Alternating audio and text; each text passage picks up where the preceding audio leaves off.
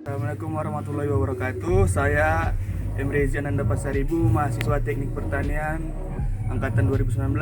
Saya di sini akan mewawancarai seseorang pembuat pupuk organik sekaligus pengusaha kelapa sawit dengan Bapak siapa? Pak Kanali. Ini pupuk organik cair.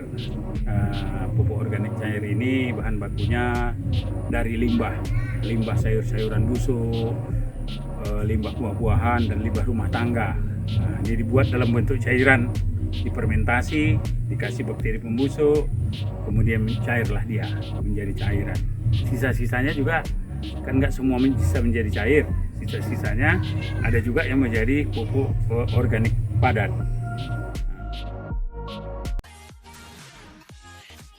Gitu, Pak. Awalnya saya hanya tertarik dengan adanya satu penemuan. Apa ini karya yang bisa kita temukan? Kita coba baca-baca literatur, kita coba literasi, kita coba juga searching Google. Kemudian kita berangkat ke beberapa teman di Jawa. Kita lihat mereka sangat kreatif untuk membuat pupuk-pupuk seperti ini. Ada jamur keabadian, ada fotosintesis buatan PSB dan sebagainya. Cuma kita waktu itu masih mencoba dengan pupuk cair organik. Dan ini udah pernah kita ikutkan dalam sebuah perlombaan yang eventnya tingkat kabupaten, yaitu Lomba Krenop Produktivitas dan Inovasi tahun 2019 kemarin. Jadi ini sudah kita berhadapan mempresentasikannya dengan profesor. Ada 3 orang profesor waktu itu datang dari Jawa, dari Kementerian Dalam Negeri, kemudian mungkin dari LIPI atau dari mana begitu ya, kurang ingat saya. Mereka melihat ini bahwa produk pupuk organik ini sudah sama dengan pupuk organik yang beredar dikomersialkan di toko-toko pertanian. Bakterinya, apanya, semuanya, kandungan-kandungan bahan kimia yang terdapat di dalamnya. Jadi hanya saja ini tidak dikerjakan dengan teknik mesin, tapi dikerjakan secara tradisional. Itu aja. Jadi ini untuk pertama untuk menemukan itu. Setelah itu kita aplikasikan, kita cobakan bagaimana pupuk ini bisa berhasil dan bermanfaat. Waktu itu di sini kita tanam ini pisang dalam keranjang ini. Ada sekitar 12 batang. Kemudian waktu itu 3 batang tidak kita siram, yang 9 batang kita siram untuk membuktikan bagaimana perbedaannya. Setelah berjalan 2 bulan, 3 bulan, kita mulai agak kecewa. Kenapa? Karena pertumbuhannya sama aja gitu. Pada usia 4 bulan mulai kelihatan perubahan yang dipupuk dengan pupuk organik dengan yang tidak dipupuk. Nah, setelah itu 4 bulan, 5 bulan ke depan nampak sekali perbedaannya sampai dia masa berbuah.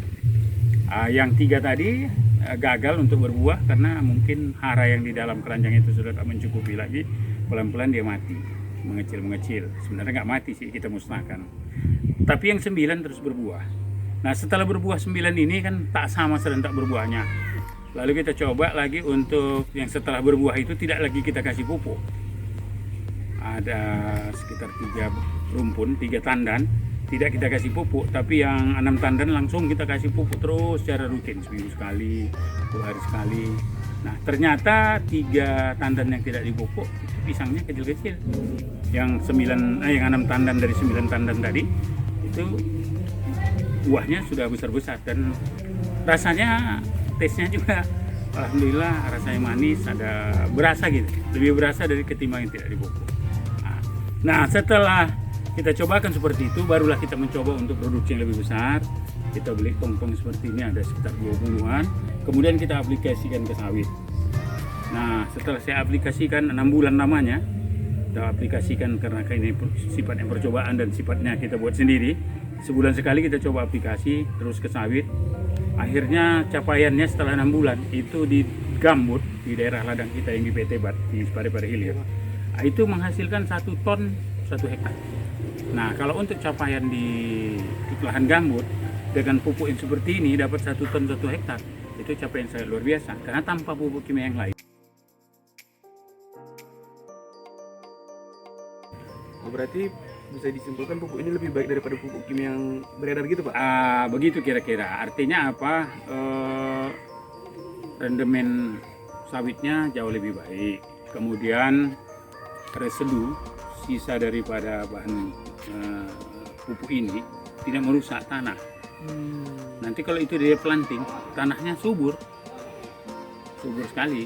Nah, jadi pendapatannya pun ini sawit ini dia tetap balance, tidak turun naik, tetap netral ya. Kalau kisaran dia produk kita 1 ton 1 hektar, paling dia naiknya 1 ton 100 atau turunnya 900. Tidak seperti pupuk kimia yang lain bisa nanti sampai 1,5 ton, tapi bisa menjadi 200 kilo. Nah, ini balance saja timbangnya. Kemudian pupuk ini semakin lama dia semakin berkurang dosis kita pakai. Siraman pertama 3 liter per pohon, tapi siraman kedua sudah kita kurangi setengah liter, 2 liter setengah.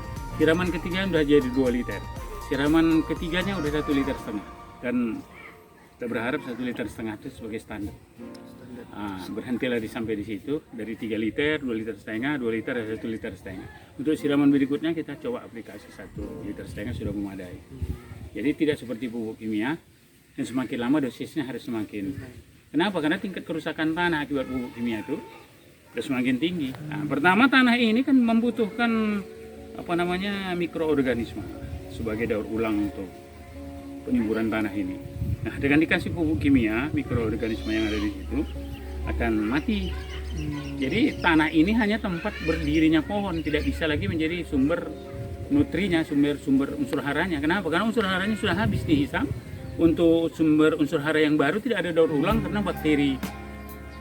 Untuk itu sudah nggak ada. Jadi waktu kita lomba Krenop itu dia bilang, ini Pak Kanali, pupuk Anda ini diambilnya 1 jerigen pupuk dari pabrikan. Dia bilang, dia bacakan kandungan-kandungan yang ada dalam pupukmu itu.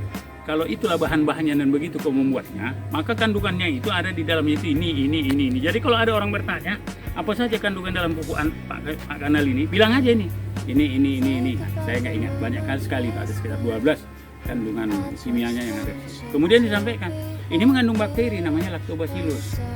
Nah, bakteri pembusuk yang kau buat semalam itu lactobacillus, dia ada bakterinya.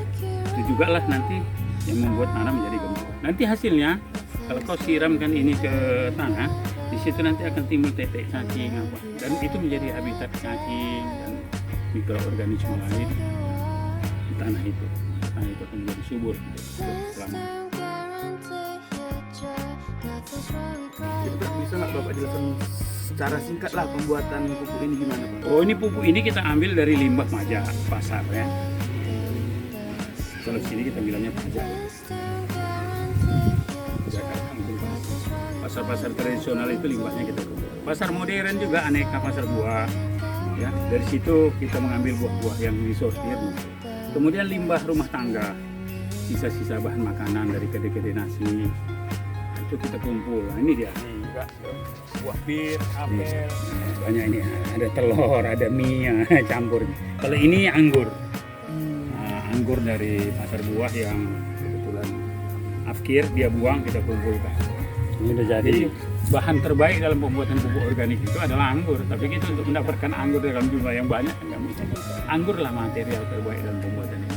Kemudian itu bahan bakunya dalam pembuatan pupuk ini sekitar 60% itu dari limbah sayur dan buah. Kemudian 40% lagi kita combine dengan pupuk limbah kotoran sapi, kambing, dan kotoran ayam. Kemudian ada lagi limbah ikan busuk dan bla bla bla. Ini nanti hasil. Alhamdulillah untuk pohon sawit kita sudah kita aplikasikan dan memberikan manfaat yang sangat luar biasa. Kemudian teman-teman yang percaya coba datang kemari, mereka sudah mulai mempergunakan ini dan sudah berulang kali datang. Bukan sekali aja dia beli. Dia sudah ada yang datang yang ketiga kali, ada yang keempat kali, bahkan ada yang kelima kali. Saya tanyakan bagaimana hasil sawit. Alhamdulillah hasilnya sangat signifikan, tapi butuh kesabaran karena proses perubahan yang terhadap sawit butuh waktu panjang.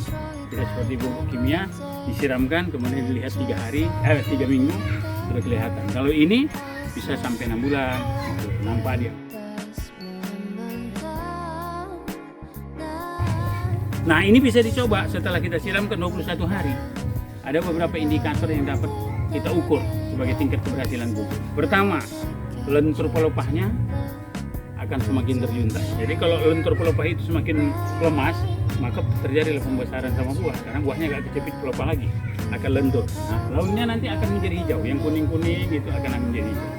Nah, itu indikator pertama. Indikator kedua, lebar daunnya nanti akan semakin melebar.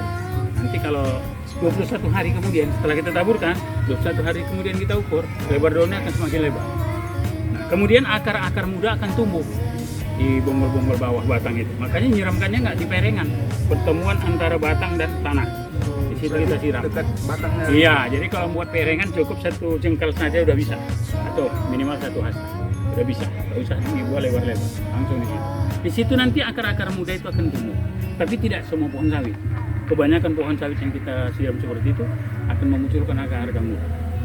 Kemudian nanti kita cari buah sawit dari pohon yang kita pupuk itu. Kita ukur lingkar pinggang terluarnya. Umpamanya dapat lingkar pinggangnya itu sekitar 70. Kita timbang bobotnya berapa. Ya kan? Kemudian setelah 21 hari kemudian kita panen, kita cari buah yang lingkar pinggangnya 70, kita timbang. Insya Allah bobotnya jauh lebih berat ketimbang yang 70 yang belum dipupuk. Artinya apa? Rendemennya tadi sudah semakin tinggi. Nggak air lagi, tapi minyak sama banyak. Maka beberapa pabrik tertentu yang sudah direkom untuk mempergunakan pupuk organik ini, mereka beli dengan harga tinggi di atas harga pembelian pupuk kimia. Ada beberapa pabrik yang sudah menguji tes lab rendemennya, dia memberikan rekom bahwa harganya bisa dibeli lebih tinggi. Baik Pak, sudah sangat jelas penjelasan dari Bapak. Saya kira cukup kan. Saya berterima kasih, sangat banyak ilmu yang bisa saya dapat dari penjelasan Bapak ini. Dan semoga teman-teman yang melihat video ini juga dapat termotivasi untuk menggunakan pupuk organik untuk lahan-lahan yang dimilikinya. Iya. Saya ucapkan terima kasih Pak. Iya. Nah, saya akhiri mungkin. Saya ucapkan terima kasih Pak. Iya.